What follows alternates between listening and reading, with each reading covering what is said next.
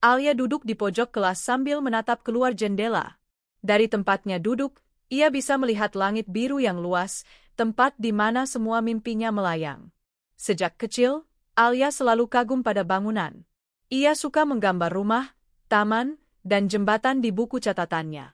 Kadang, ia membayangkan punya sekolah besar dengan halaman hijau dan ruang baca gratis untuk anak-anak yang tak mampu. Namun, setiap kali mimpi itu muncul, hatinya langsung ciut. "Ah, aku mana bisa," gumamnya pelan. Nilai matematikanya sering pas-pasan, dan ia tidak secerdas teman-temannya yang sering ikut olimpiade. Ia bahkan sering merasa tidak diperhatikan di kelas. Suatu siang, ketika semua teman sibuk membahas lomba desain bangunan antar sekolah, Alia hanya diam. Ia ingin ikut, tapi rasa takutnya lebih besar daripada keberaniannya. "Aku nggak cukup pintar," katanya dalam hati. Sampai suatu saat, Bu Mira, guru seni, lewat di belakangnya dan berkata lembut, "Alia, kadang kita nggak perlu hebat dulu untuk memulai. Cukup mulai dulu, nanti kamu akan belajar jadi hebat." Kalimat itu berhenti di telinganya, tapi berputar di hatinya lama sekali. Malam itu, Alia membuka buku gambarnya. Di halaman pertama, ia menulis, "Langkah kecil menuju mimpi besar." Ia tidak tahu kenapa menulis itu, tapi entah bagaimana, hatinya terasa ringan. Keesokan harinya, ia memutuskan satu hal, ia akan ikut lomba desain sekolah, meski mungkin hasilnya tidak sempurna. Ia mulai mencari inspirasi di internet, membaca tentang arsitektur ramah anak, dan menggambar sketsa sederhana. Di sekolah, teman-temannya heran melihatnya begitu fokus. "Yakin bisa menang, Li?"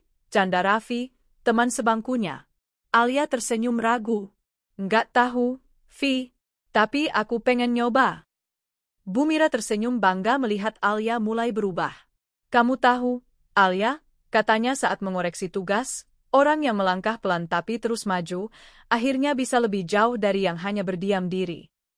Sejak saat itu, setiap malam Alia menggambar, menghapus, dan memperbaiki. Kadang ia lelah, tapi setiap kali hampir menyerah, ia menatap tulisan di bukunya, dan hatinya menyala lagi. 3 minggu berlalu, dan semangat Alia mulai menurun.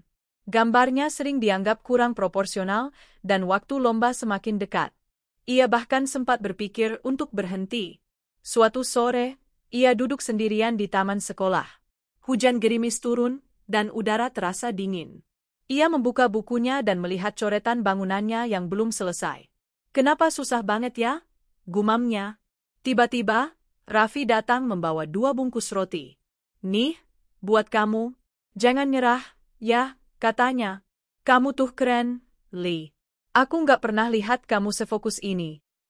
Alia tersenyum kecil. "Aku cuma takut hasilnya jelek." "Ya kalau jelek, ya perbaiki. Nggak ada yang langsung jago," jawab Raffi ringan. Kata-kata sederhana itu seperti menyalakan semangat baru. Malamnya, Alia kembali duduk di meja belajar. Tangannya gemetar, tapi hatinya mantap. "Aku harus selesaikan ini, sekecil apapun langkahku." Hari lomba pun tiba. Aula sekolah penuh dengan peserta dari berbagai tempat. Poster warna-warni bergantungan di dinding. Alia membawa papan gambarnya dengan tangan dingin, tapi wajahnya tenang. Saat juri berjalan mendekat, ia menjelaskan desainnya dengan suara pelan tapi jelas. "Sekolah ini saya rancang dengan banyak jendela agar anak-anak bisa melihat dunia luar dan bermimpi lebih luas," katanya. Beberapa juri tersenyum, salah satunya berkata, "Ide yang sederhana tapi punya makna dalam." Alia tidak berharap menang. Ia hanya merasa lega karena berani mencoba. Ketika pengumuman keluar, namanya memang tidak di posisi pertama, tapi ia mendapat penghargaan khusus untuk desain inspiratif. Tangannya bergetar saat menerima sertifikat itu. Bu Mira menepuk bahunya pelan. "Ini baru langkah awal, Alia. Tapi kamu sudah melangkah ke arah yang benar." Beberapa bulan setelah lomba, Alia duduk lagi di tempat yang sama, di pojok kelas, dekat jendela. Tapi kali ini, wajahnya tidak murung. Ia sedang menggambar lagi, kali ini lebih berani dan lebih percaya diri.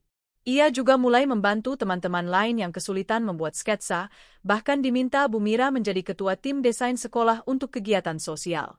Setiap kali seseorang memuji hasil karyanya, Alia hanya tersenyum dan berkata, "Aku masih belajar." Karena kini ia tahu, mimpi besar tidak datang sekaligus. Ia tumbuh sedikit demi sedikit dari setiap usaha kecil yang dilakukan dengan hati. Malam itu, sebelum tidur, Alia menatap tulisan di bukunya yang sudah agak pudar, langkah kecil menuju mimpi besar. Ia tersenyum lembut. "Terima kasih, Bu Mira," bisiknya. "Aku nggak akan berhenti melangkah." Dan di luar jendela, langit malam tampak lebih luas dari sebelumnya, seolah ikut tersenyum pada mimpi yang mulai tumbuh di hati seorang gadis kecil bernama Alia. Crescent Moon Sparkles. Temet.